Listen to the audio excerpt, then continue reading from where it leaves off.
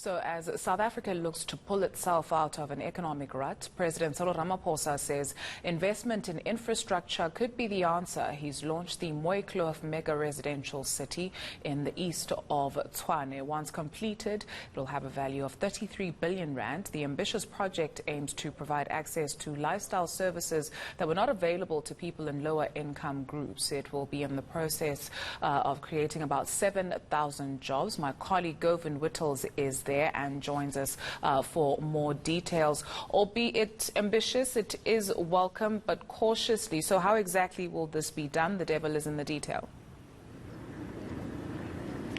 It is indeed, Dudu, and it's an ambitious project. It's the brainchild of the former mayor of Tshwane, is now head of the infrastructure development and investment in the presidency, Dr. Cyril Ramaphosa. And it essentially will be 50,000 units ranging from studio apartments to 3-bedroom family units that are available for sale between the prices of 499,000 rand and 800,000 rand, specifically catering to the low-income household demographic, and also has government subsidies available to people who are earning less than 22,000 rand a month. And the detail essentially involves a collaboration between the Department of Public Works, Human Settlements, the Gauteng government, which owns this land, and more importantly, private developers. This one is being led by Baldwin Properties. They're hugely popular within Gauteng, and they're part of the reason why the government has been able to commit to a timeline of just 1 year before they'll be able to start moving people into the first 16,000 units. So it is ambitious. It's something that the president is very proud of, and it's something that he hopes will shape the legacy of his administration in government. Of course, the headline takeaway from this is that it would create 41,000 jobs, which are hugely important as South Africa begins to recover from the devastating effects of COVID-19. Let's have a listen now to what the president had to say about the job creation and the impact on South Africa's economy. Potential homeowners will also be able to apply for assistance from government's finance-linked individual subsidy system, the FLISP.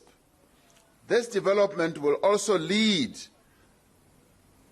and which is the most pleasing part for us in government, it is also going to lead to the creation of some 41,000 jobs at a time, jobs that we sorely need.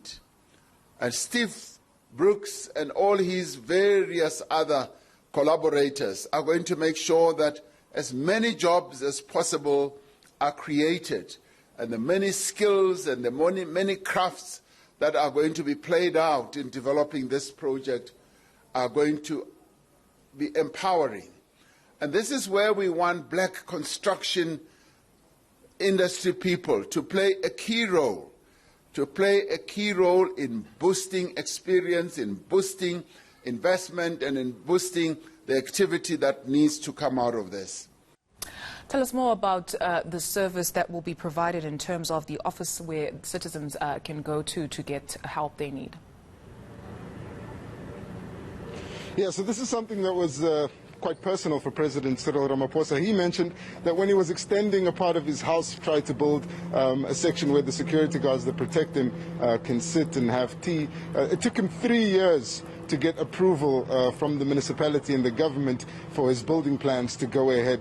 And he says that one of the hallmarks of this project, the Mookloof Mega City development, is that they've been able to fast-track the approval of licenses for water, the approval of business or building permits, as well as other licenses that are required to install bulk infrastructure. And that's because there are a total of 62 projects that were gazetted by Public Works Minister Patricia de Lille, and these 62 projects will essentially go into a faster pipeline, which will give them access to not only faster approval of their licenses and permits, but will also give them access to different services from government departments and human settlements, public works, at the provincial government and the district municipality, all the way down to the local municipality. And in response to this, the president says that he wants to create an office where ordinary members of the public who have been battling with red tape for an inordinate amount of time can go to lay their complaints and have their issues sorted. Let's have a look at what the president had to say.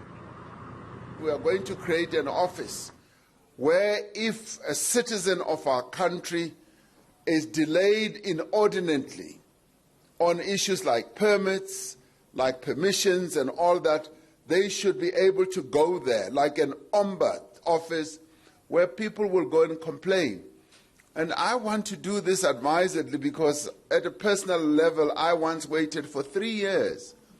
For 3 years for the city to approve the building plans of a little house that I needed to build. Little, not even a house, a little room where the security people who look after me could stay and drink tea and all that. 3 years it took, plans going backwards and forwards. Now, with the launch of this and moving forward, we want all that red tape to be cut out. And it prevails particularly at all levels of government, at national, at provincial, and at local government level. We want all our civil servants to be on their toes, to know that when an application is launched, is brought in, their job is to make sure that they move that paper. They don't sit and sleep on it. They make things happen. Govan Whittles, let's park it there. Thank you very much.